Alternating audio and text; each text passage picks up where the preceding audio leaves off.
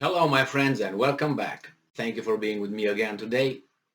I got an article here talking about a subject that I've been waiting for it for some time. It just happened now after 100 days into the war or special operation, however you want to call it. Um, and that has to do with the Western mass media scolded or soon to be scolded by the Russian authorities. Now let's see what's going on. As you know, there's a lot of sanctions were imposed on Russian media in the West, and I think vice versa to a certain extent. That means certain news from Russian media do not have access to the Western countries because of propaganda reasons and any other kind of justifications.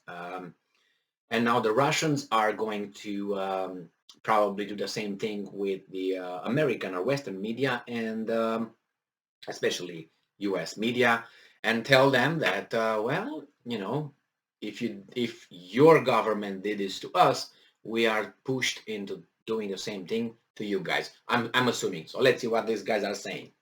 Reuters from today, June 3rd, 2022. Russia summons heads of US media outlets, warns of stringent measures, quote unquote. So Russia's foreign ministry said it was summoning the heads of the US media outlets in Moscow to a meeting next Monday to notify them of tough measures in response to US restrictions against Russian media. Okay, I'm quoting. If the work of the Russian media, operators and journalists is not normalized in the United States, the most stringent measures will inevitably follow. End quote. Ministry spokeswoman Maria Zakharova said on Friday. And I'm quoting, to this end, on Monday, June 6th, the heads of the Moscow offices of all American media will be invited to the press center of the Russian Foreign Ministry to explain to them the consequences of their government's hostile line in the media sphere. End quote, she added. And I'm quoting again, we look forward to it. Of course, Zakharova looks forward to it. But I don't, she's very, very intelligent, highly intelligent and knowledgeable person. She's very tough and she has wit. She's fast. She is fast and direct. And she doesn't hold or keep, how do you call it, hostages. Just goes for it. So Russia's foreign ministry said it was summoning their heads of US media outlets in Moscow to a meeting next Monday. Okay. Well, that's what it is. Russia has accused Western countries of imposing unfair restrictions on its media abroad, including bans on some state-backed news outlets. Lawmakers passed a bill last month giving prosecutors powers to shut foreign media bureaus in Moscow if a Western country has been, I'm quoting, unfriendly to Russian media. Since invading Ukraine in February, Russia has cracked down on media coverage of the conflict, introducing 15-year prison sentences for journalists spreading intentionally fake, quote unquote, news about what it calls its special military operation in Ukraine. The law prompted some Western media to pull their journalists out of Russia. Yeah, don't involved in fake news. Yes, I guess, including other out of Russia. Other Western organizations, including Reuters, have stayed in the country and continue to report. Russia says it is engaged in a special military operation to disarm and denazify its neighbor. Ukraine and allies call this a baseless pretext for a war that has killed thousands, flattened cities, and forced more than 6 million people to flee abroad.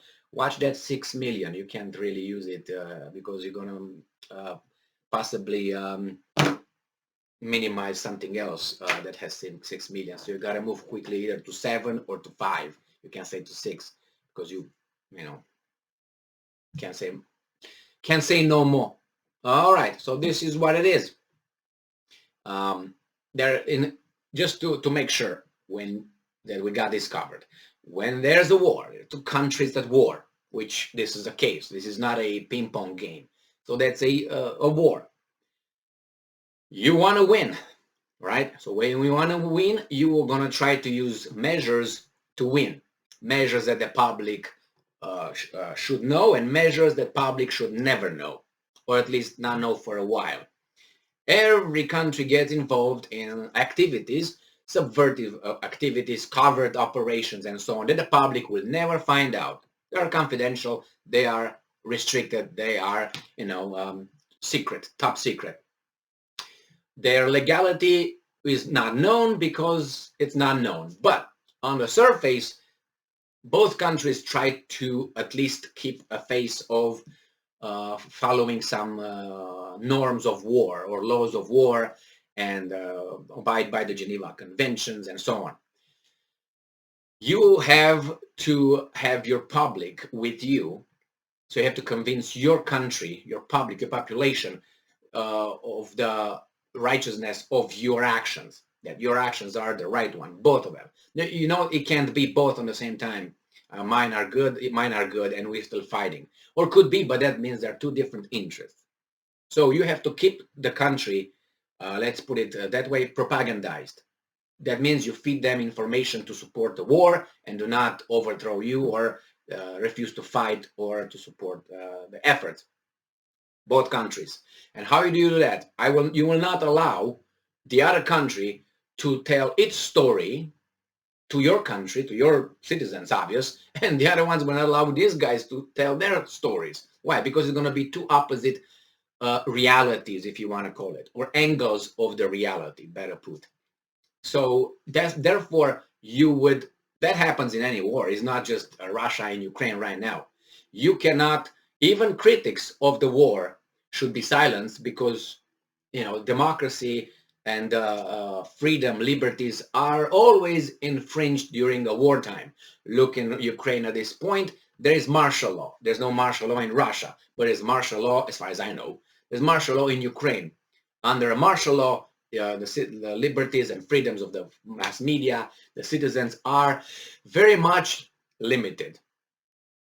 Why? Because you have to support the war against, or the defensive war, however we want to call it, the effort against the enemies. So I see justification in, for instance, Ukraine and the United States, Russia. So Russia and Ukraine, I understand the, stopping the information coming from the other side, because you're engaged in it actively. Your existence is at stake, let's say, in the Ukrainian side, and the other ones, death of your soldiers and equipment and blah blah blah. It's at stake, and pride and whatever you wanna. But then you have the Western countries who they're not involved in this war, not officially. They block the Russians saying their story abroad. Now, could be fake, could not be fake. Now they're not at war. Let's say the United States is not at war with Russia, as far as we know. No declaration, no invasion, nothing like that. So when you ban these guys telling their story, however they are, you have to counter them with counter arguments. That's how it works in a free society, and a society of marketplace of ideas. The thing is, the Americans allow the Ukrainians news to go over there, which we know they are as they are because they are at war with the Russians. But they don't let the Russian side be told in, let's say, United States. Why is that? Well, we know why is that. But nevertheless, I can easily go and access any news outlet from how do you call it, the Ukrainian side, with everything it says. But certain offices here from, let's say, Russia Today are not functional anymore, and certain outlets cannot function. So I don't understand kind of the American side. I would understand the Ukrainian side in their country and the Russian side. But then I don't understand, let's say, India tomorrow will ban the Ukrainian news outlets in their country. Because why? Because they consider it's propaganda or fake news. What does that have to do with it? You know what I mean? You're a third party here. You're not a second. You can choose to do that, but I don't think that would be fair. And you would be looking at being a tyrant, right? Limiting for a reason, for what?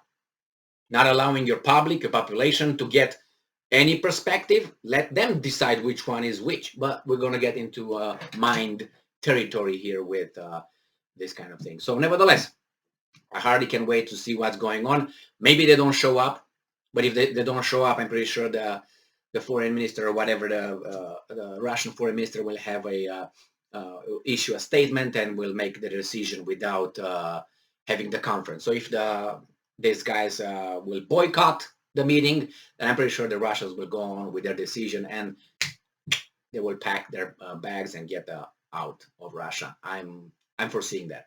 Thank you very much for being with me again today. Stay strong, stay smart, look for the truth, and be just.